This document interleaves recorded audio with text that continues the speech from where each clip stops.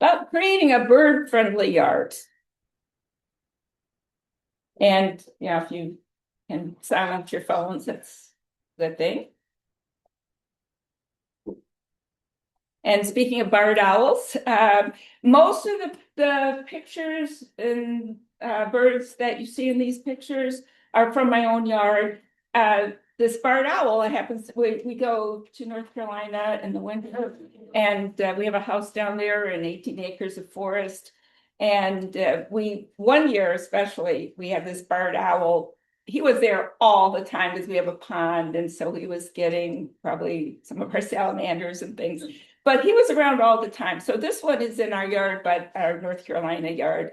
But the rest of the ones are in our yard here. And so these are all plants and birds that you can have also.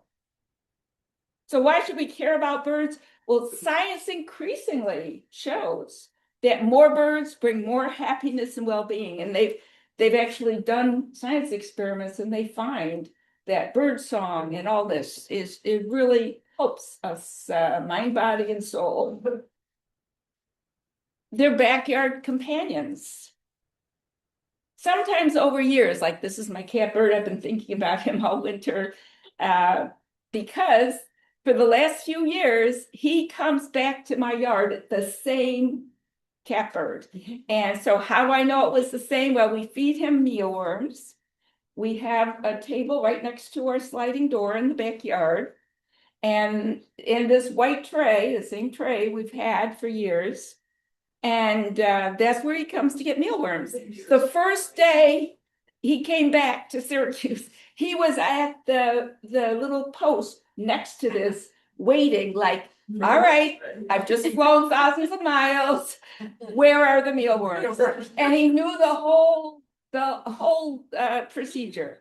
So I know it's the same one, and they've done banding studies that show that they can return to the same place. And it's really impressive because, I can get lost going from our house to Liverpool, and they're flying all this way to a particular place, and I just picture them saying, oh, I got to get back to mealworms, They have all sorts of interesting behaviors, their migration behaviors and so on. The cedar waxwings with the little they pass berries from bird to bird. This is interesting mobbing behavior where these crows got together and escorted this hawk out of the area. And then one day I opened the sliding door and I thought, oh no, there's a dead chickadee there. And then I looked more closely, he wasn't dead, he was sunning himself, which is an interesting behavior, I think. And so I've noticed other birds too. And it's just, they look a little silly, but they do that quite a bit. There's some other ones. The one chickadee there, he was on top of our umbrella in the backyard. And you can even see the little oil gland there, where they get the oil to cream themselves with. Even a hummingbird. So why do they do this sunbathing? Well, for warmth, for drying themselves, and to get rid of parasites.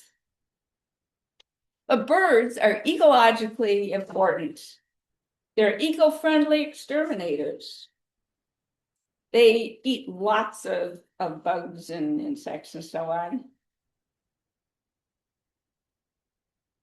It's interesting, in 1957, Chairman Mao had a 4 evils campaign against rats, flies, mosquitoes, and sparrows, because the sparrows would eat the grains that belonged to the people. So he had this campaign, and this was back in the day where he could order people to go out, create all this noise and, whatever they did.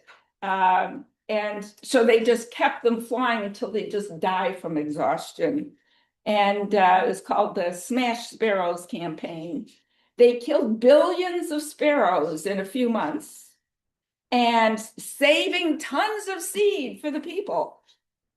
But they found that as a consequence, insects and vermin proliferated, and it was one of the causes of the Great Famine. So they really, they perform a lot of services. They create cavities. Woodpeckers create cavities for themselves and for other creatures. This was a downy in our front, very large sugar maple, and there was one limb that was big enough to excavate a cavity, and he worked for days, and you could see all the little bits of wood, and he made a really nice cavity. He raised the family there, and then I saw other birds using that same cavity in the following year. Nearly 20% of all bird species around the world rely on tree cavities for nesting or roosting. And there are some areas of the world where nearly all cavities occupied by birds are made by woodpeckers. That's kind of a role that they have. They have the equipment to create those cavities. They're nature's cleanup crew. You've probably seen vultures. Actually, we had a dead deer in our forest, and there were a whole crowd of vultures that came around and took care of it. They plant seeds, just sumac and the pagoda dogwoods in the berries and so on. And of course, if you have invasive plants that have berries, like the burning bush, this is burning bush here, they're going to eat those, and they're going to plant those too, go fly over the forest, and the seed in the berry falls to the ground with its own little fertilizer. And in our forest in the winter, we spend a couple of hours every day pulling privets and autumn olives and all these things that are dispersed by seeds in the berries. It's a huge problem. It's really degrading forests everywhere. It's a big problem trying to pull them all up. And they plant the seeds. This is a blue jay in our yard. And Talon says that blue jays are especially important for oak trees. They get the acorns, and then they go bury them because they want to save them for winter and so on. And so they're planting those, and they're particularly important for distributing oak trees, and oak trees are a particularly important tree. Plants will need to move in response to climate change, but they can't move far on their own, and birds help them move. So they're flying, a little bit farther away from the plant where they got the seed, not miles and miles and miles, but just gradually working their way into areas where they might be able to survive the change in climates. Some of them pollinate plants. This is probably more true in the Southwest, but hummingbirds will work on these plants. Nutrient cycling. There's, I think this is down in our forest. We have owls, so you see the white droppings from the trees there, but they often forage in one area and roost in another, and so that's a way of transferring nutrients in addition to seeds and so on. But so they perform an ecological role that way too. They're also an eco-indicator. Birds are sensitive to environmental changes, so changes in the bird populations or behavior can signal problems like habitat loss, pollution, climate change. And you can see in general, the Living Planet Index is less and less living things. Maintaining a diversity of bird species is crucial. They're all a little bit different, doing a little bit different things. So we want to maintain that diversity. You don't want just tons of one kind of bird. You want that diversity that we had originally. So why do we need to create a bird-friendly yard?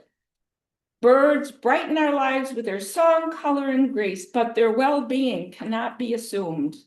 If we are to leave a heritage for future generations as rich as that which we know today, we must pursue a more proactive and responsible approach to bird conservation. And this is Stephen Kress, who's written a lot of books about birds from Cornell. It's been a really scary decline since 1970. We've lost more than a quarter of our bird life. That can't continue. We've got to stop that. And of course, we have millions of acres of bird habitat lost or degraded each year due to development, agricultural, forestry practices. But birds need habitat. And it's a place to live. This is my front yard. And this is looking down from our second floor into the front yard here. So we try to provide lots of habitat. And also in layers, you want some of each layer. And the Audubon Society of Northern Virginia had an interesting little graphic showing each layer will help various kinds of birds, like the ground cover, the understory, the mid-story, the canopy, and above the canopy. So by having this different layers, you're helping a variety of birds and maintaining that diversity that we need. Also, stopover habitat. Not all birds are going to be staying in your yard, but they might be passing through. I'm thinking of my catbird, and I guess they're, in the southeast still. But, I just imagine him going through all those states on his way back here. But he needs that stopover habitat all the way. And we're stopover habitat territory for some birds who are going north of us.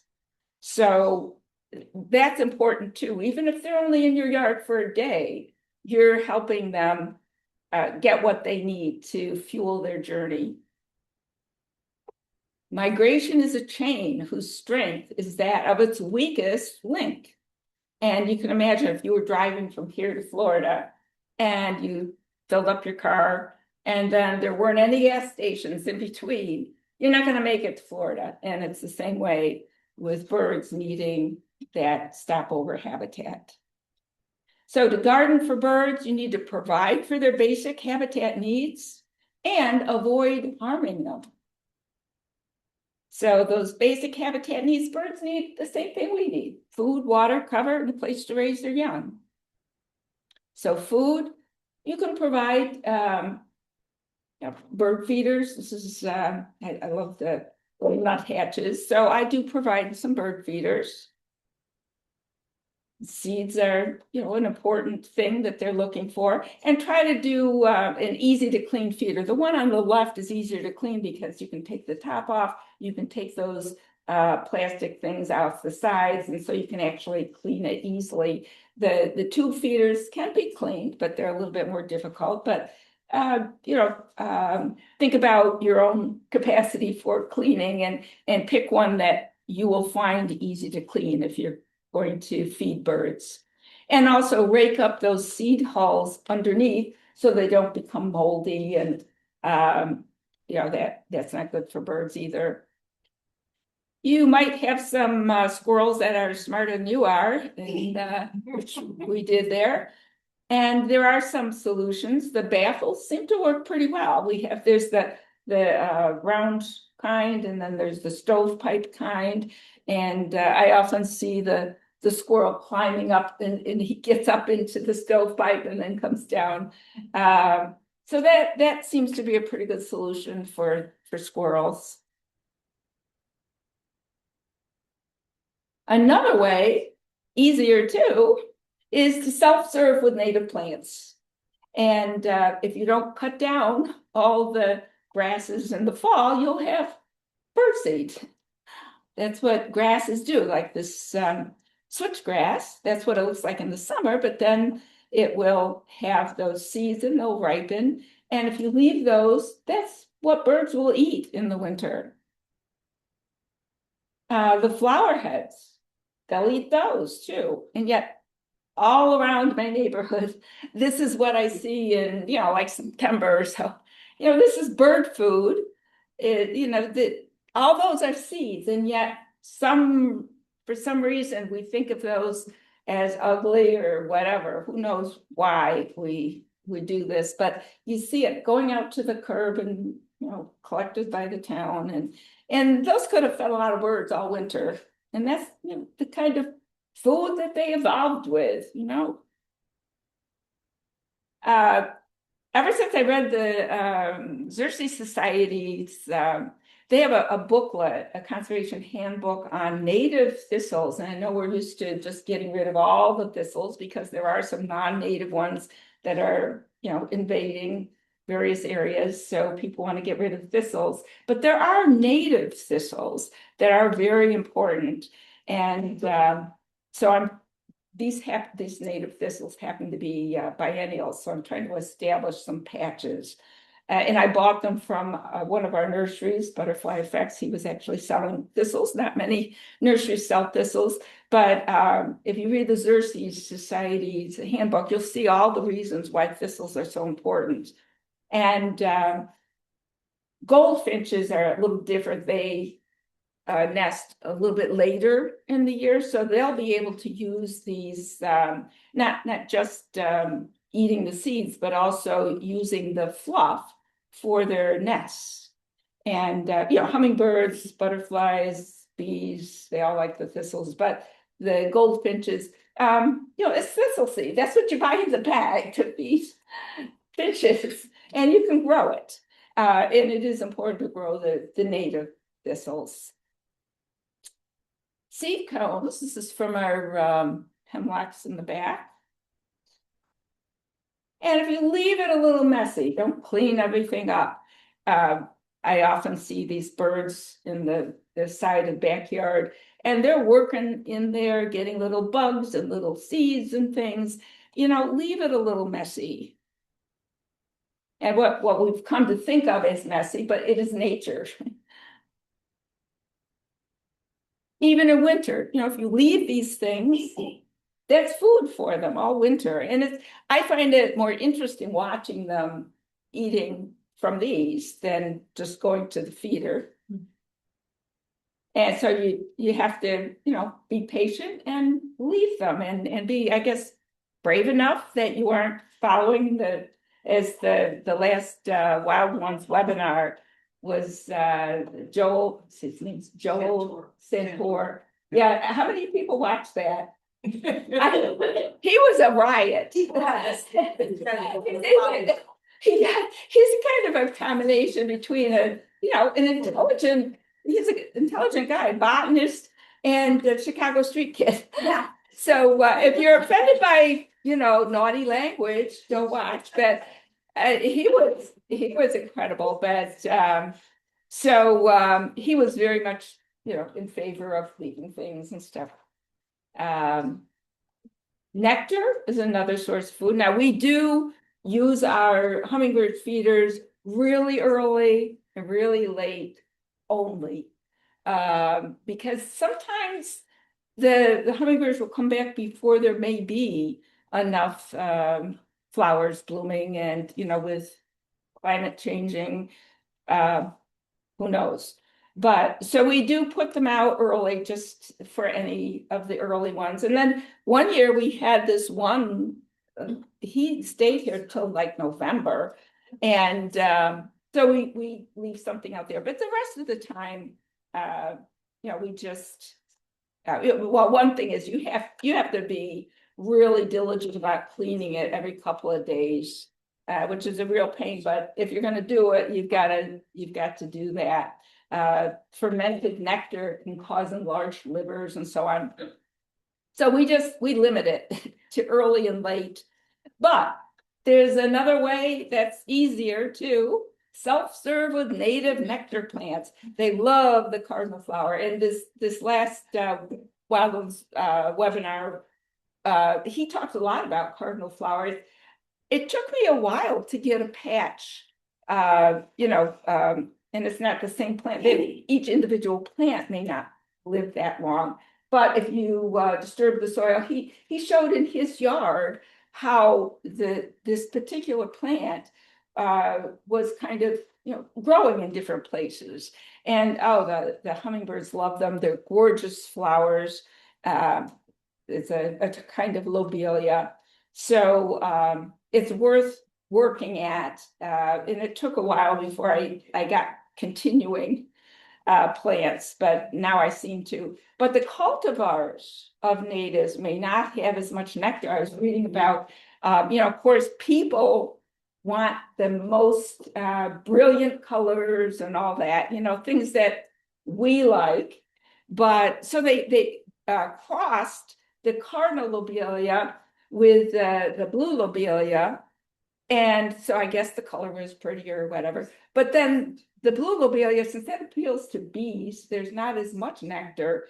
And so the cross, it still looked like this, maybe a little more vivid, but it didn't have as much nectar. So the hummingbird was drawn to this, but had to spend so much more time getting that same amount of nectar that through thousands or millions of years he had come to expect from this particular plant. We've changed it because we like it, and yet it changes the survival value of it. So Wild Ones has a position statement on cultivars of natives, and it's on the website. We link to it too. And we don't put any cultivars in our native plant shopping guide. And create a succession of blooms throughout the season. Hummingbirds need to eat all the time, not just a particular time of summer. So if you do a variety of plants, hopefully you'll have something for them all the time that they're here. They love the coral honeysuckle, which is a native honeysuckle. Not all honeysuckles are native. Not all the honeysuckles sold in conventional nurseries are native. And so these are what they really like. And it's a gorgeous plant too. Oswego tea, the Monarda, they really love. Be careful of the ones called butterfly and hummingbird mix. They aren't, they might have some native plants in them, but it's much better to choose your native plant and not, this commercial stuff. All right, so fruit is another source of food. And I think most of the time when you see pictures of catbirds, they show them eating the elderberry. They really like the elderberry. Elderberry is a really beautiful shrub, and it's pretty easy to grow. And it is a good plant for catbirds and others. The pagoda dogwoods, flowering dogwoods, great native plants. There's a lot of different dogwoods. Not the Coosa dogwood, that is not a native. And they have great big berries. And, like 25 years ago, and we hired some landscaper to come until we realized it's cheaper to make our own mistakes. And we've made plenty of mistakes, but it is a lot cheaper that way. But, of course, we had to have a Coosa dogwood.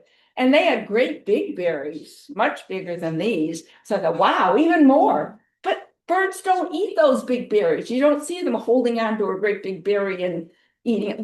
They swallow these. This is what they evolved with.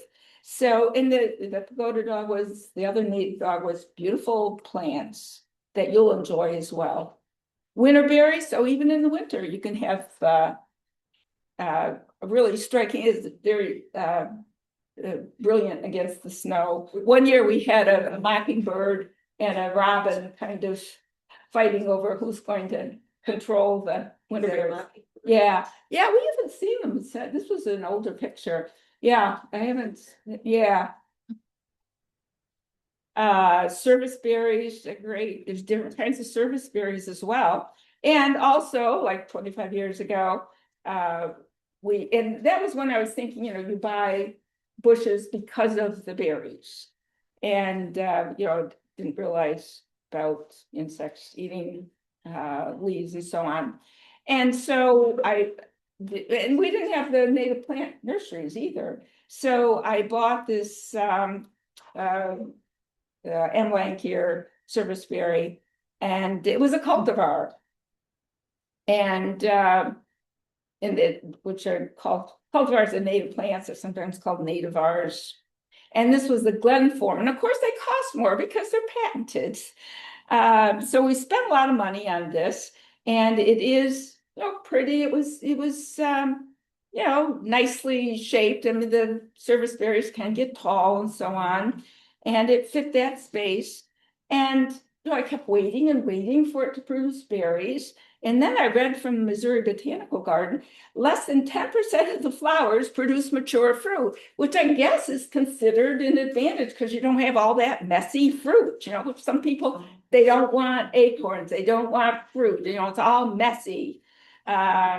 So that was the way it was going to be, no fruit. And that's what I had bought it for. And in Missouri Botanical Gardens, at best in woodland, naturalized, or native plant gardens, especially with dark or shaded backdrops, which tend to highlight the form, flowers, and fall color of the plant. In other words, they were using plants as decoration, not as the source of life on Earth. And so for quite a while, I give tours of the yard and so on.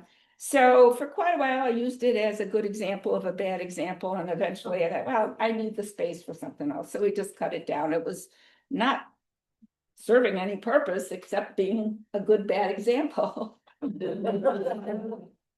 So one common question is, what's so bad about non-natives? I always see the birds eating those berries, like buckthorn. Birds will eat some of these things, like multiflora rose and so on. And Sarah Stein wrote Planting Noah's Garden, and this was, I think, in the 70s. She was way ahead of her time before all the actual science came out, but she was, an excellent observer, an excellent writer. So her book is still enjoyable and relevant to read. If you can find it, I don't know if it's in the library or not, Noah's Garden. But she says one slaps the label weed on a species, not because it's without virtue, but because whatever virtues that plant may have cannot outweigh the countless virtues of the entire habitat it displaces. And it can displace, our forest in North Carolina, we have 18 acres, and we have pulled literally many thousands. I mean, in an hour, I can go out and I counted it once this last winter. In an hour, we pulled I pulled 169 privets. Of course, we're getting to the smaller ones because we've cut down the larger ones in previous years. John deals with the multiflora rose. He has special gloves and stuff because we have a lot of multiflora rose too. We have a lot of autumn olives, a lot of honeysuckles that were going up in the trees. The first year we focused on them. It really can change the character of a forest. Were all those planted by birds, you think? How did they get out there? I suppose so, because there's across the street from us, there was an older house, and you see a lot down south, we're on the country, houses just abandoned. And there's this huge hedge, which I imagine when someone was living there, they were, pruning it like a privet. But now it's great big, they get big and produce lots of berries. And I imagine the birds are, planting them. They eat them and then they poop them out, and it's just amazing how much, I mean, that's all our forest would be those, 5 or 6 invasives. And fortunately, we do have some oaks, before they sell these lands, they'll go through what they call high grading, take out the valuable trees. I'm amazed they didn't take out all the oaks and stuff. But so we do have some native trees, but the spaces remaining just get filled with these invasives. It's very sad. And it's not just ours, because I know that our son's friends, they have the same situation with their forests.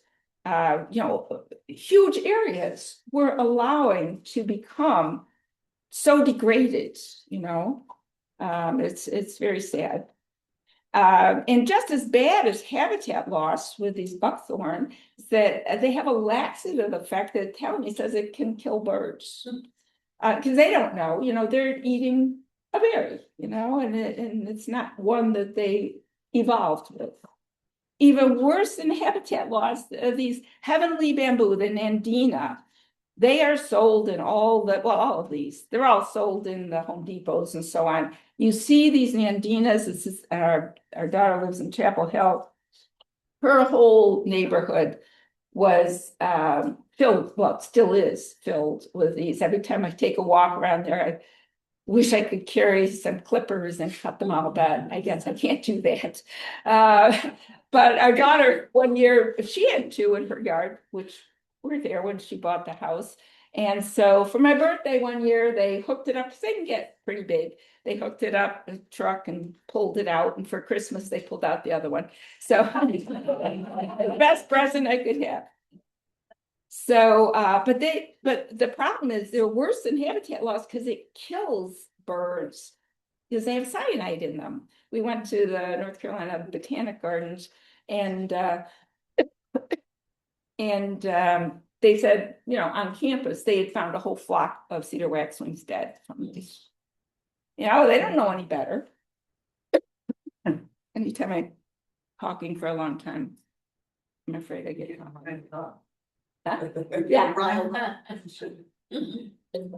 I'm always riled up, so what I'm talking about. But yeah, it's and they are selling these, and I think I've seen them in the Home Depot here, Heavenly Bamboo. I think I saw them here. I know down south, they're all over. They have them lining, the buildings, and because they're pretty, and they have the pretty berries all winter and so on.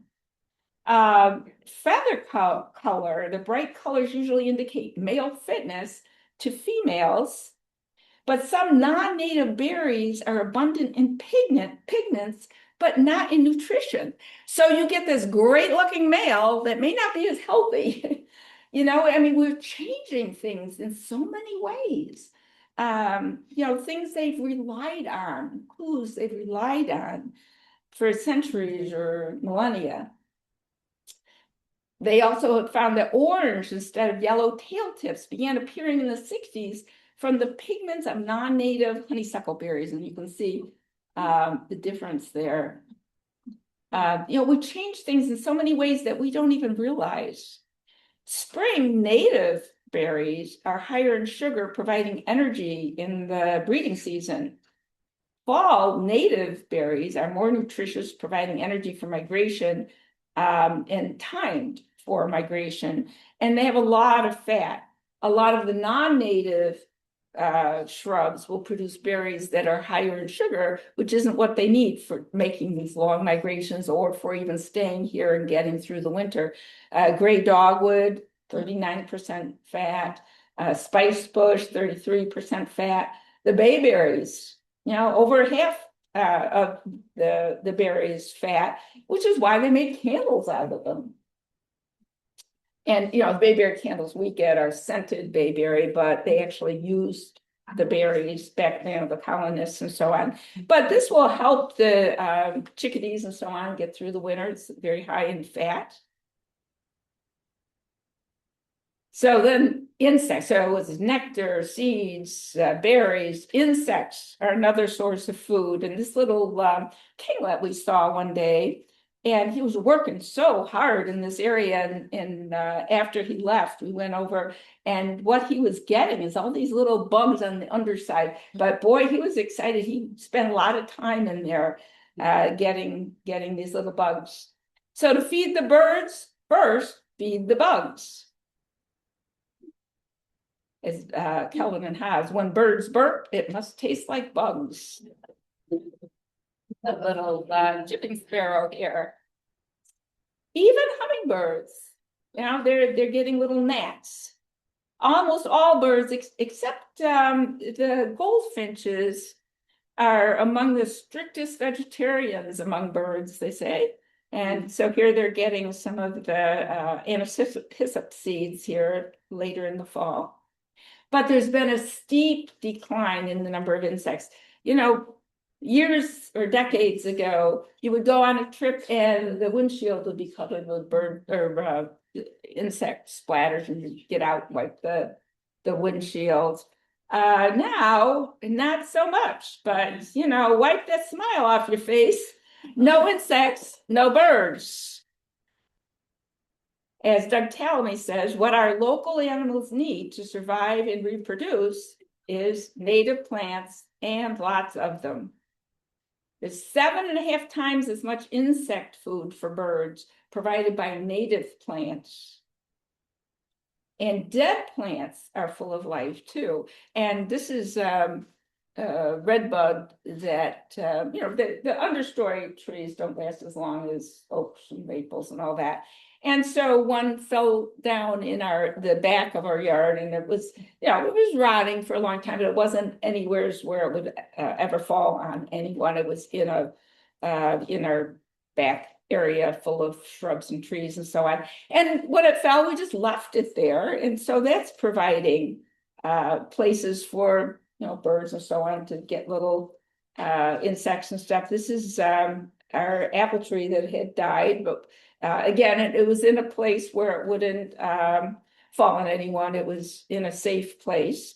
And so I put this sign on it, and this is actually a sign from Cavity Conservation. We had the founder of Cavity Conservation speak to our group many years ago now, but I think her talk is still on our website as a recording. So you might want to listen to that sometime. But they were selling these signs, wildlife tree, and this dying tree is fulfilling its final destiny. It's saved for food and shelter for wildlife and nesting birds. And so this was visible. We live on a corner, so people are walking past, and I heard this woman, a couple women walking past, and they were reading the sign, and I was in the backyard, and I heard the one woman asked the other, gee, it's a wildlife tree. I wonder what kind it is. That one. Doesn't matter what kind it is. It's providing, there's a little downy getting little bugs and stuff, and the young nuthatch. And then we line our paths with logs that people put out to the curb for the town to pick up. And I send John out, you know, after it's dark to go pick up. And so we have all these logs lining the paths. And one day we came back and there was a pileated woodpecker in our backyard. He was spending like a half hour or so. We had our neighbors come over. We were watching from outside the gate, and he was having a great time getting all the little bugs there. That's the only time I've seen a pileated in our backyard. We do have them in our forest, though. It's always nice to see. Another dead plant is leaf litter. So we leave all that, and the sparrows especially really enjoy, you know, going through the leaf litter and getting little bugs and seeds or whatever. They spend a lot of time there. So leave the leaves. And it's Rebecca Macklin, that's her name, Rebecca McMacken, I think, says, you know, they're literally called leaves, leave them. And so don't be a neatnik. This is under our arborvitae, and we sit out in the backyard and we saw this chickadee, and we have a lot of the, you know, just like stalks and stuff that had just fallen down, like I don't know, swamp milkweed stalks or whatever. And boy, he was working so hard. He was obviously getting a lot of really delicious food there. And so when he left, we went over to see what he was getting, and he was he was working hard getting all this stuff. And there's the little insect, and I went over and opened up one of the stalks, and you know, there was like little bugs in there. So they know that's where you get things. There's I don't know if this downy was storing something. They will cache things in the top of these things. I don't know if he was storing something or retrieving something he had stored previously. But so he was, you know, we just leave these stems up, and you can see something was either went in or came out, either voluntarily or involuntarily, in those little holes there. And you know, of course, we have hawks too, and you know, they will eat songbirds and so on. I mean, that's what they do. That's their food. That's what their intended food is. And so, they themselves are a species of concern. And we did see he'd gotten, I don't know, I can't remember what it was, whether it was a cardinal or whatever, but that is their food. That's what they are intended to eat. But it's another good reason to have a habitat and not just feeders. If you have natural foods instead of just feeders, you're distributing birds around the yard. And it makes it less of a grocery store for predators and less disease transmission too. So, another something in favor of trying to recreate what should be there instead of, the artificial things we do. Food, water, and bird bath is fine. You'll want to clean it twice a week to eliminate mosquito larvae. Plus, you want to do that just for the sake of the birds to, have clean water. So it is important. You don't want it to be a mosquito breed. Sometimes people say can't have a bird bath because it's going to just breed mosquitoes. Well, it takes a few days from egg to adult mosquito. So clean it a couple of weeks and you're going to eliminate them. Also, Talmy has the bucket of doom you can use for mosquitoes. It's on his website, on my website. You can have water in winter. And I always see these warnings to not use glycerin as an antifreeze. That it seems like an obvious thing not to use glycerin, but I guess since they say it so often, like, I don't know if it's Cornell website or wherever, it must be that people do it. So yeah, you can use a immersion heater if you want. But there's also pond and stream, and actually this is what we did for our 25th wedding anniversary. And since we'll be married 50 years next year, this is 24 years old now. And it's been really problem-free. Sometimes water starts going out the edges, but for the most part, we've gotten so much joy out of it, and the birds have gotten birds and toads and everything. It hasn't been a lot of work to maintain, so that's been really nice. And it's not merely decorative. We have a diversity in depth and so on. Native aquatic plants, no fish. We have dragonflies nesting in there. Not as many dragonflies as in the past, which is a real concern, because we used to have not just lots of dragonflies, but lots of different species of dragonflies, which we haven't in the last few years. Water for bathing and for drinking. Food, water, cover. Even with the snow, it's warmer actually in there, covered with the snow. You can see the little female cardinal here. You can imagine how safe she feels all in that greenery instead of being exposed. If you have only lawn, you don't have much cover. Cover also includes a place to perch. And even hummingbirds spend a lot of time sitting. Place to perch, to sing, to attract a mate, to declare territory, to watch for food, just to chill. And here's the chickadee brought its little babies there to sit together on the dead apple tree. So food, water, cover, a place to raise young.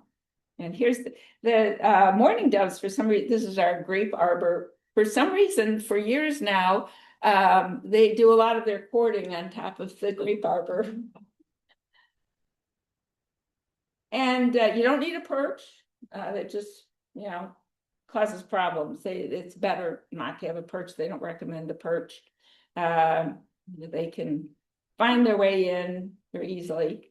So you want to look for a birdhouse. And the reason you need birdhouses is there's so few cavities. That's why the person started cavity conservation, because birds need cavities, and so we provide the birdhouses. Not the same. So she's advocating for keeping the dead trees. But if you do buy a birdhouse, and we have some, because there aren't many cavities. Get one that's easy to clean, put some shavings in the bottom, predator baffle, and the orientation and height makes a big difference. And you'll find a lot of really good information on Cornell's Nest Watch. And for each species, it will tell you, like which orientation, the height. They have a lot of good information on Nest Watch. And you can also be a community scientist and submit information about who's nesting and all that to increase our knowledge. So, but they do have just plain information too if you aren't able to do the community science part of it. In the predator baffles, just like with the birdseed, same types of baffles will help keep predators away from the nest box. But another way, as we say, is to leave some snags. And the big idea is cutting down a tree is not an all or nothing decision. In our area, our neighborhood, I mean, they just took another gigantic tree down just this last week. People are cutting trees down, like big trees, but it's not an all or nothing decision. And this information is from Cavity Conservation. I saw one, this was a few blocks away from us. I don't know if they left it for the birds or whether it's cheaper because you don't have to hire someone to dig out the stump and everything. But, this is maybe they were concerned about it falling on the house or people or whatever, but they left enough. Now, this is not at a dangerous height, but it still can provide an area for birds to create a cavity. So, it doesn't have to be an all or nothing decision. In Chapel Hill, they left that tree. Now, I think they could have left it more tree-like instead of like a pole. But I suppose, like it's first steps, because some people get really, they want everything ultra neat. But then they put up a sign, which is explaining it, which is a smart thing to do. So, and this is a wonderful path that they have all along Bowling Creek here. It's just a couple blocks from my daughter's house. Smithsonian, they had this dead tree in the parking lot. You have to be careful about not falling on the car or person or whatever. And, the safety concerns are real, but you can address the safety concerns and not cut it down to the base. And that's what they were doing here. So it still provides a place, some habitat. Native trees and shrubs, not every bird nests in a cavity. So native trees and shrubs are good. And that's another reason to prefer natives. They've found that there's higher predation of nests built in non-native shrubs like buckthorn and honeysuckle. They have a different, sequence of events in the non-natives, and the natives are the ones that the birds evolved with. So it just works out better. Nesting materials, that was something I hadn't really thought much about. There's a robin gathering stuff. And we put this, the stream in addition to the pond, and it's something you do pretty much just once in your life, or a couple times at most. So you don't really know what you're doing, but I thought I would have a bog. And so I did manage to get and this is, a plastic liner. I did manage to get the water flowing into the top and out. So it was, I did create mud. No bog plants would grow there though. So it wasn't an effective bog, but it was a source of mud. And all of a sudden I saw all of these robins coming, not just nesting in our yard, but nesting all over the neighborhood. They would come for our mud because, in a regular suburb, you've got asphalt and lawn, no mud. And so there's the male, he's keeping watch, and the female's doing the work down there getting all muddy. So, they come again and again and again. That was a valuable nesting resource. And here's my catbird getting some little bits of grass. And the cardinals you can see the horizontal stick there. This is clethra, so they're very thin little sticks. So that was something she found useful for her nest. So you've got to have some of that stuff around, the stuff that may not, look like the all-American yard, I guess. But and this is the swamp milkweed stalks, and they stripped the fibers, very strong fibers. This was the Baltimore Oriole getting some fibers for nesting. And then all of the muddy little bits of old grasses and things, that's what they need. And that's what most yards don't have, is the dried up grasses and stuff. That's valuable stuff. Their nests are like mud and dried grasses and stuff. And it's just amazing how they create that structure, but they've got to have the building materials. And actually, it's kind of like straw bale cob building, which is like our house in North Carolina. It's a straw bale cob with solar on the top there. And is literally with the straw bales and the clay, which was the source of our pond. We dug out the clay and to use for the siding of the house and the floors and stuff. And so we were left with area to have a nice pond. Spider web, an essential building material for hummingbirds and other small birds. We passed the exterminator on the way here near Destiny, and that was one of the things they will help you get rid of is spiders. And I have noticed a lot fewer spiders, and yet spider web is an essential building material for hummingbirds and other small birds. It's very stretchy and strong. And yet I've noticed, I used to have a lot of the orb spiders and so on, and I don't think I saw any of those last year. It's scary. Then we mentioned the thistle, the thistledown used by the goldfinch is they're late season nesters, so that's a good building material for them. But do not offer, I know people, they want to help. So in our minds, these things sound like, oh, this would be great for a nest, but they need the stuff they evolved with. And some of these have dangers like the dryer lint, and they always warn you not to use these kinds of things: yarn, string, pet hair, human hair, plastic strips, aluminum foil, tinsel. That's not what they need. They need the stuff that you're growing.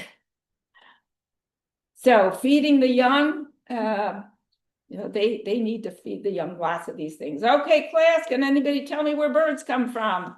Bird seeds. Nope, they don't. 96% of birds feed their young insects. And over 90% of those insect larvae require native plant leaves to eat. Now we know the example of monarchs eating milkweeds, but there's lots of examples like that. Takes up to 9,000 caterpillars to fledge a single clutch of chickadees.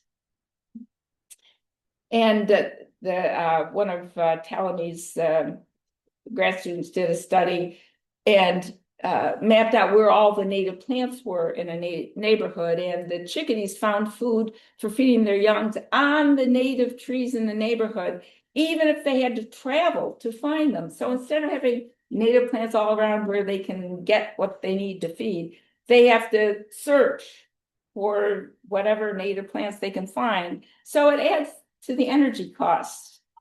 We one day saw this chickadee we were in the backyard, and he kept flying around to the edge of the house and then come back and feed his babies and back to the same place. So we watched where he was going. He was going to the side where we had these monarchs.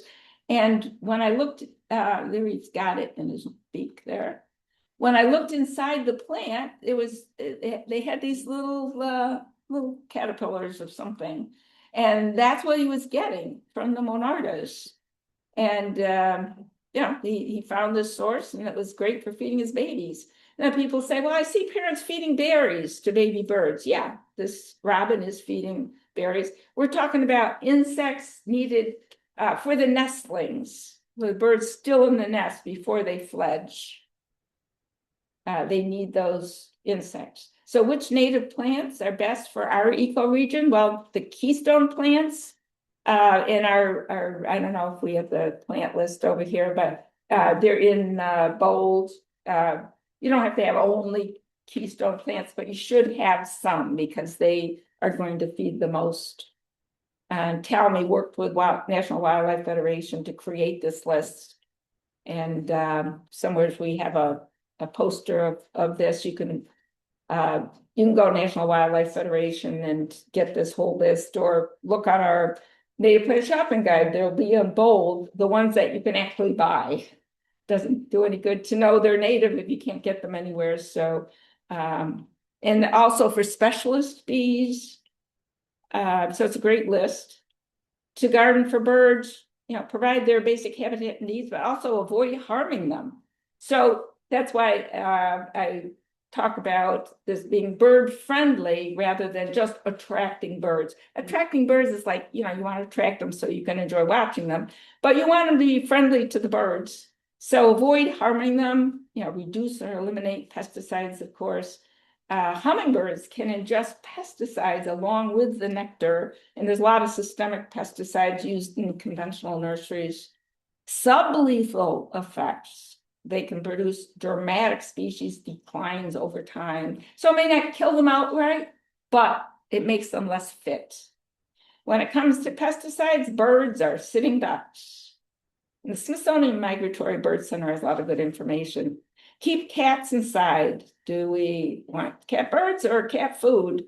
And people will say, well, cats are just part of nature. Well, domestic cats are not native here. They're ecological trap. The predation by cats on fledgling catbirds made suburban areas ecological traps for nesting birds. The habitats look suitable for breeding birds with lots of shrubs for nesting and feeding, but the presence of cats, a relatively recent phenomenon in terms of, the evolution and so on, isn't a cue birds use when deciding where to nest. And the truth about cats, cats with bells still kill wildlife. Even well-fed cats kill wildlife. Cat-injured wildlife seldom survive, even if they escape. And domestic and feral cats kill a median of 2.6 billion birds a year. Other than habitat loss, it's a huge number.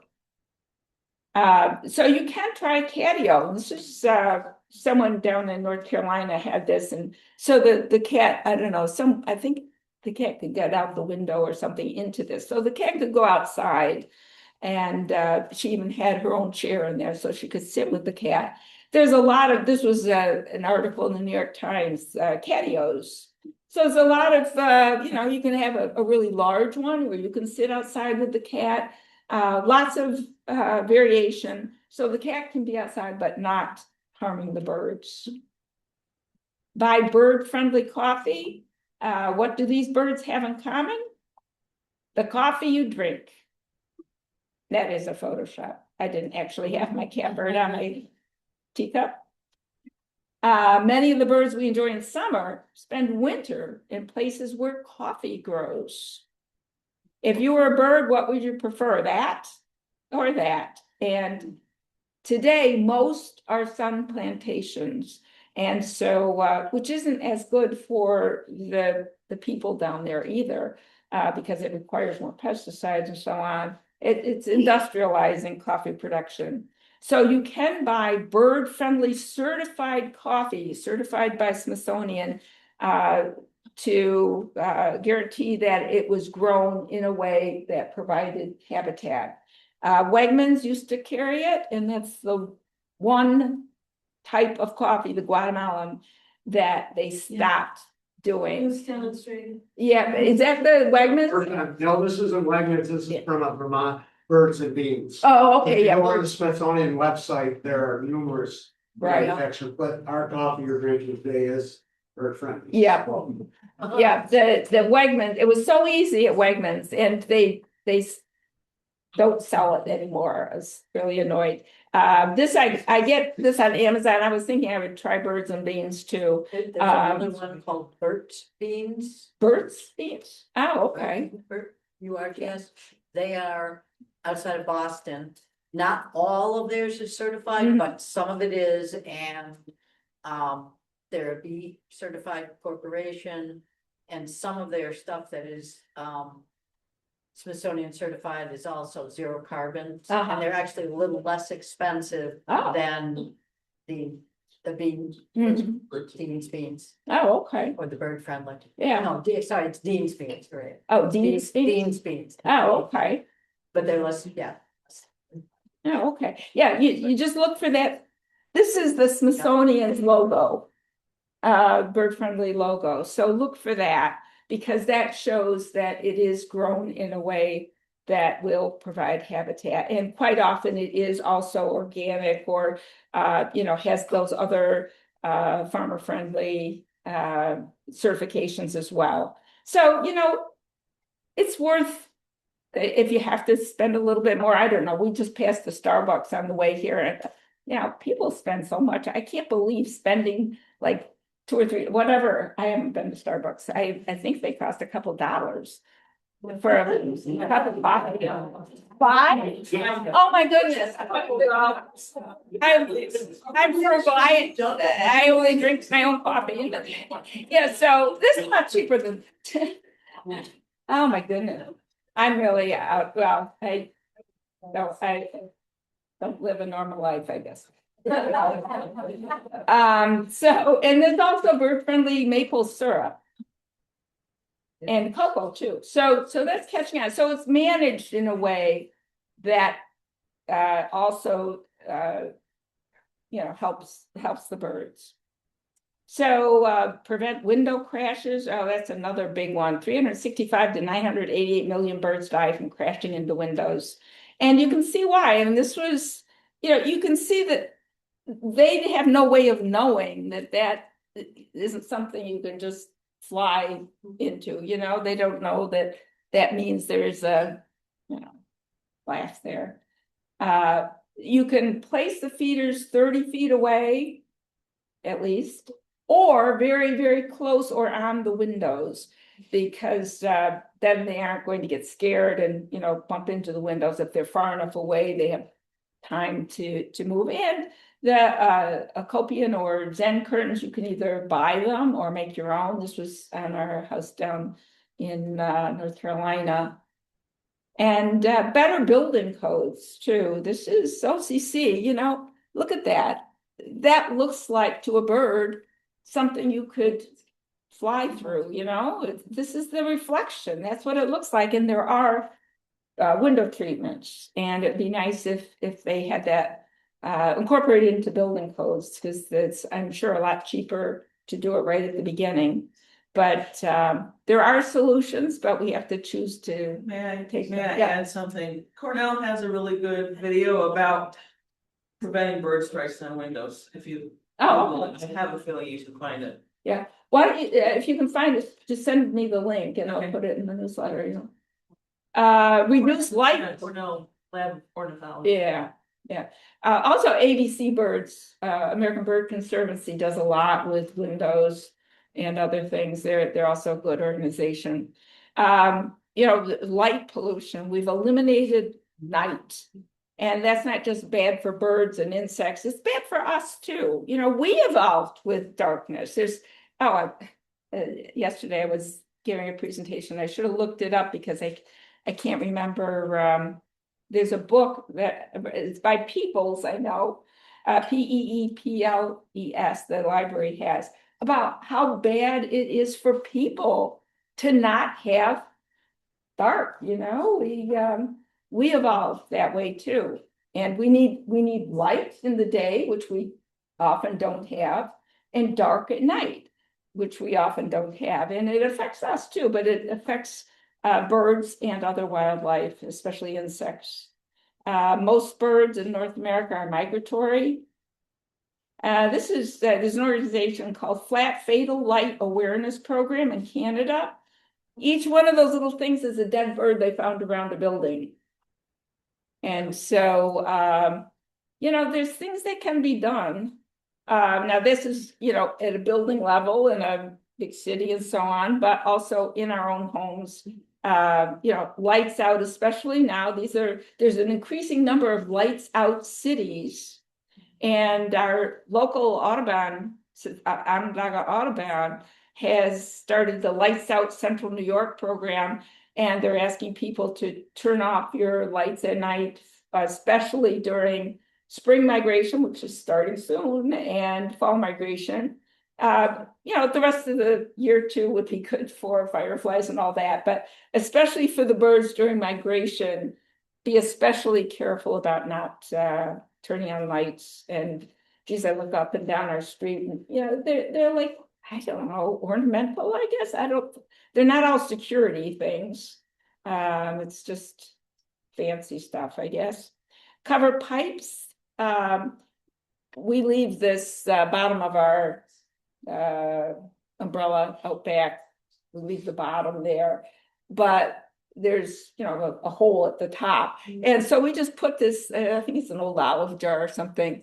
I think it was the U.S. Fish and Wildlife. They had a picture of birds get very curious about cavities because they're looking for places to nest, and they showed a really gruesome picture I didn't want to put in here about birds will go down there, they can't get out, and then the next bird goes. They had like 3 birds that were like formed into a pipe shape, all dead. So cover your pipes because they are curious about any cavities. They're looking for places, and it's easy enough to cover those up. Like we cover in the winter down south, we put something similar over our outdoor laundry thing, and just look around your yard, make sure there's no pipes that birds can get into. Fake spider webs, they get tangled in there. There's the spotted lanternfly glue traps. These things happen. We have to be thinking of the birds too. There's all the alternatives we could use, and address climate change. There's lots of species that are being harmed. The climate threatened birds of New York, here's just some examples of the range lost in summer and winter because of the change in climate, and then it changes, which insects are available and all that. Of course, it's not just the birds that are going to be affected, it's our kids and grandchildren and future generations, it's everything. But birds are being affected. Then there's a plant-bird mismatch. This is, the difference, the change, and people and this was just comparing 1 year, and the overlap of the timing of warbler migration decreased in overlap, and so there's less insect food available. So we get this information from people like you. You don't have to be a scientist. You just get out there and submit what you're seeing, learn the protocols for these various projects, just the rules, for collecting the data. And that's how they get the information that will help them design useful conservation projects. Some of the ones I especially like, I love Feeder Watch. This will be ending at the end of April, but there's a whole bunch of ones. eBird you can do anytime, and it's most of these all have phone apps now. It makes it so much easier than in the past. I think when I started Feeder Watch, like 20 years ago, I think I remember, writing it all down, and then you had to send it in. And then I think that they improved it where you write it all down and then you enter it on the web. But now, so much easier, just a phone app and you just tap it. The eBird, the Great Backyard Bird Count, the Nest Watch, there's a bunch of them. Budburst for climate community science. So you can track the phenology, how a particular plant, choose 2 or 3 of your favorite plants and track it through the season and enter. This is a Chicago Botanic Garden project.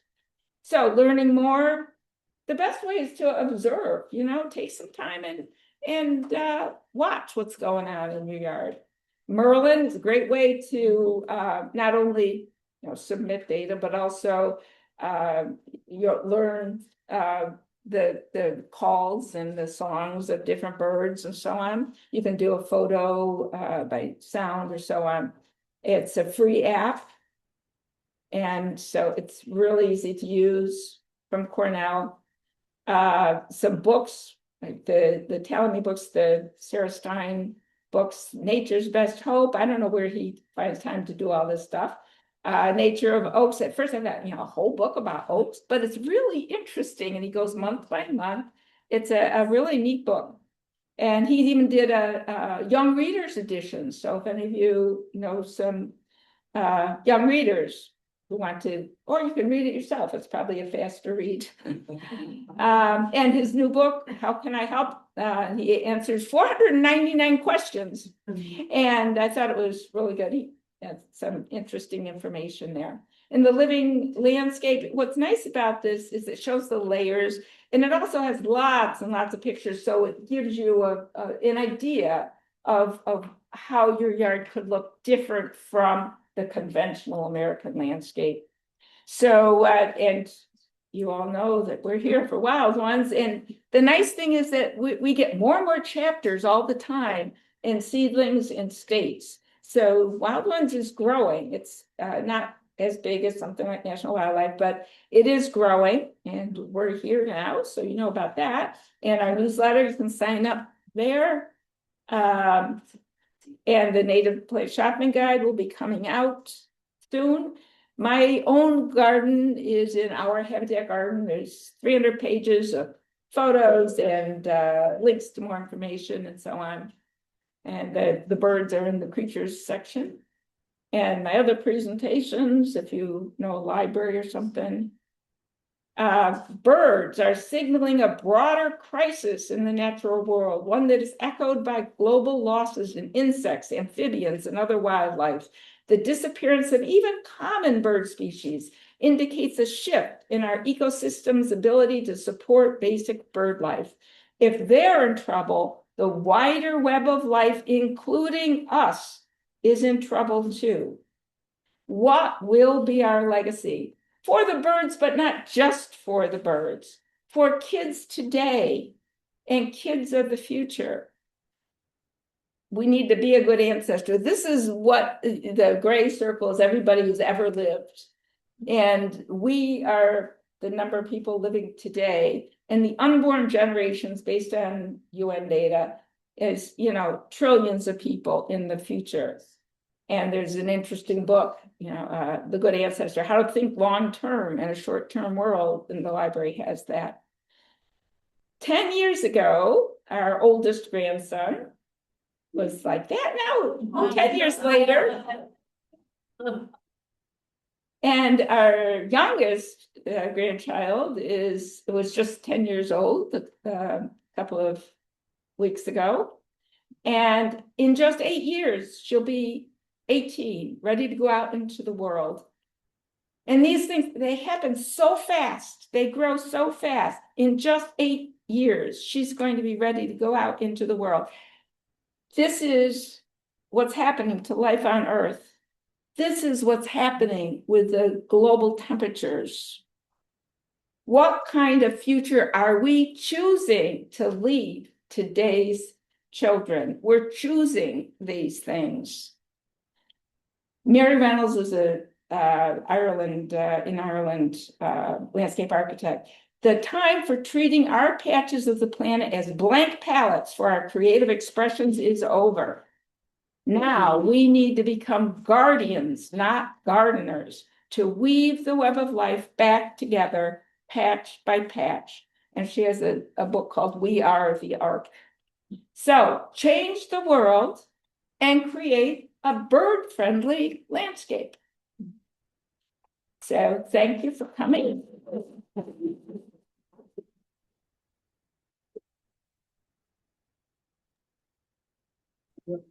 So from Zoom, we had a question if somebody could repeat the comments I about can't the hear. bird-friendly coffee Oh, source. okay, you want to do it? Okay.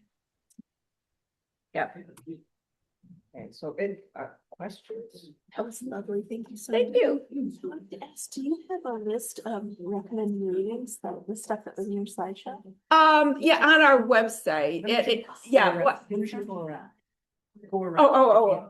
Right. Yeah, she was asking about the list of readings on our website, and I believe Amanda, where's Amanda? Yeah. There you go. You have the list of those books, right? On our website? Yeah, they're on there, there's a books page, yes. Oh, okay. Yeah. So on our website, I- HGCNY, that it would be on the, You can go to hbcny.org, it will redirect you to the website. HGCNY.org. and yeah, and then it will take you to there, and then we have the list. Oh, yeah, and then there's a list of the books. Yeah, okay. Any other questions? Oh, yeah, let's go through. Sorry, I was just gonna, why is the hair really bad? Why is what? Why is the hair bad? Yeah. Just curious. Sorry, why is the hair bad to leave outside? I don't know if it's. Oh, no, I was. Yeah. Oh, yeah. It's some of those things, I think, like the dryer lid, will get, like wet and then, it's just. It seems like every issue, in terms of fees, the more you can get back to what was originally intended to be there, the fewer problems there are. Because you don't know what problems arise when you start interfering with what they've evolved over 2 years. And that was one of the big messages from that last webinar, that this expressed is very salty language. Don't forget to repeat the questions. Okay. Right. She was asking about pet hair. And I don't. Who was asking about pet hair? Oh, somebody here, okay. Yeah. Yeah, you yeah. gotta stand near this. Okay. Yeah. Yeah, and I didn't have a good answer anyway. It was on the list though, not to use. I know dryer lint is particularly bad. Yeah. My understanding, can you guys hear me? That stuff from last year.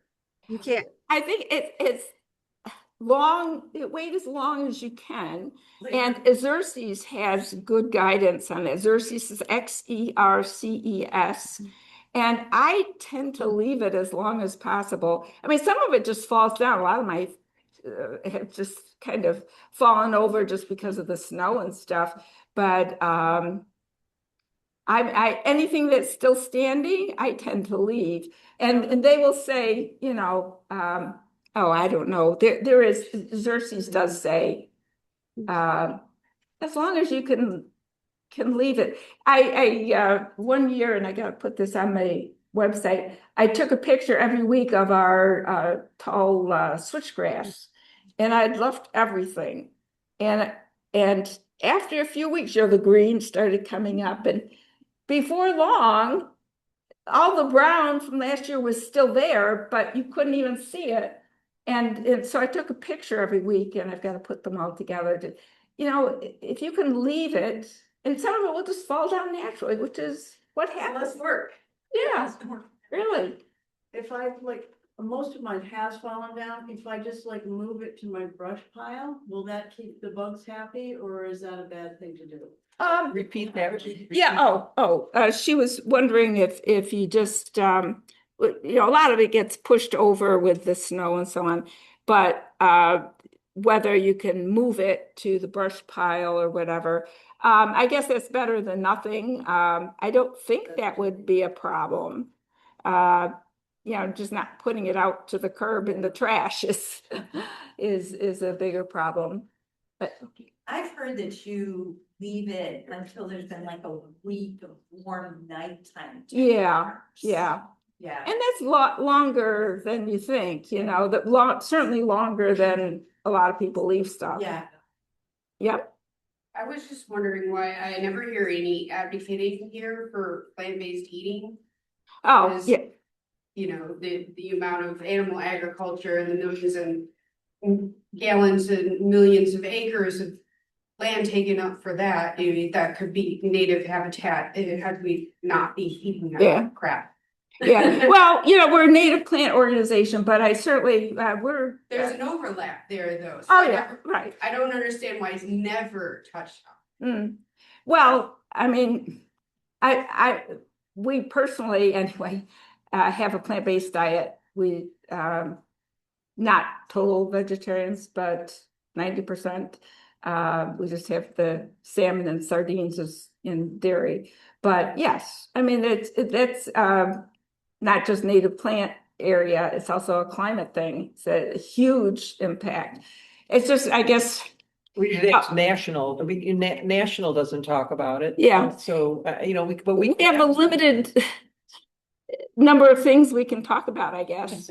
But certainly I understand it, it's true. And I'm sorry, we were asking about land-based eating, which is a very important thing.